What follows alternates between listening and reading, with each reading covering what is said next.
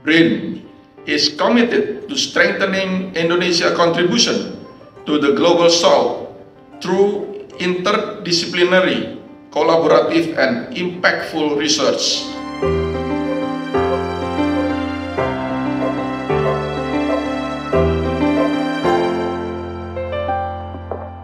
Di tengah meningkatnya ketegangan geopolitik, krisis iklim, dan ketimpangan ekonomi global, Badan Riset dan Inovasi Nasional menggelar simposium internasional bertajuk Exploring the Global South, Epistemologies, Development Pathways, dan Research Network di Grand Ballroom Gatot Subroto, Jakarta.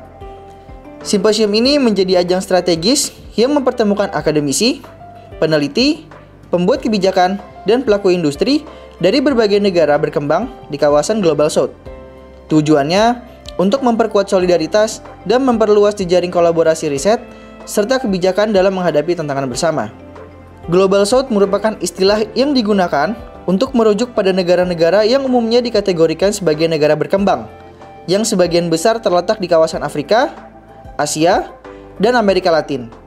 Istilah ini juga mencakup negara-negara yang memiliki kesamaan latar belakang sejarah, politik, sosial, dan ekonomi, yang banyak dipengaruhi oleh warisan kolonialisme dan imperialisme.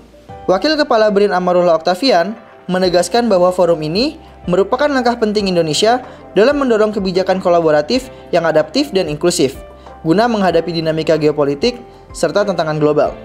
This symposium comes at a critical moment when the world is facing intensifying geopolitical tension, conflict, and disruption in global trade and supply chain that deepen further the global issues of inequality.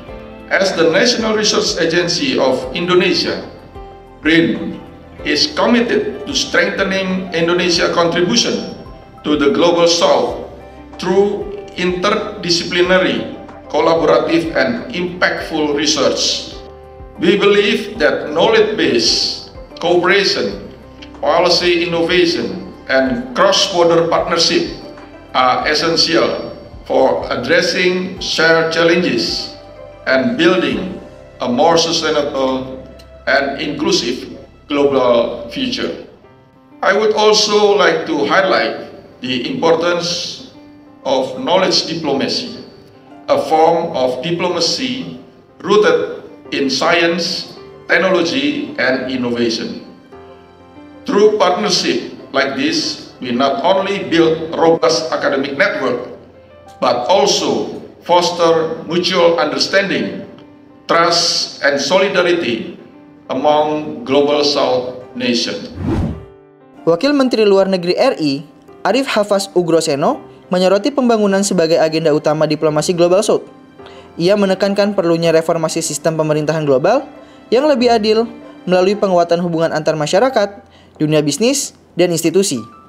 Yang bisa kita lakukan pertama adalah memetakan dari beberapa elemen yang bisa kita kembangkan. Dari sisi people to people, dari sisi business to business, institution ke institution, dan juga government to government.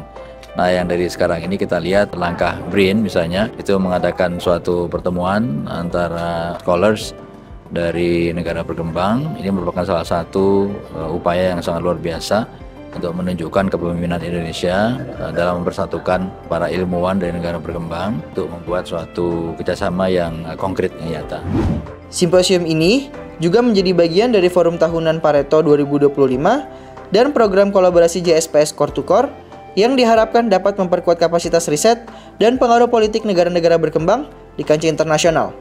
Fokus pada Pareto 2025 itu sebenarnya mencoba menjawab tantangan global, di mana tensi geopolitik yang meningkat beberapa tahun terakhir, baik di beberapa region yang termasuk ASEAN. Saya kira BRIN berkolaborasi dengan negara Global South untuk bagaimana langkah ke depannya, tantangan dan solusi yang harus dilakukan untuk mengantisipasi bagaimana perkembangan geopolitik ke depannya, bukan hanya pada tataran political isu, tapi juga ekonomi, science, teknologi, network, dan sebagainya sebagai bagian penting untuk memberikan solusi penting pada tantangan Global South ke depan. Seperti arahan dari Wamen dan Pak Wakabrin, saya kira penting sekali bahwa bagaimana kita terus berkontribusi secara saintifik terhadap perubahan iklim, dependency trade, dan juga solusi ketimpangan global. Ini yang saya kira penting, dan harapannya tentu bukan hanya knowledge production, tapi juga policy framework pada tahun ke depan.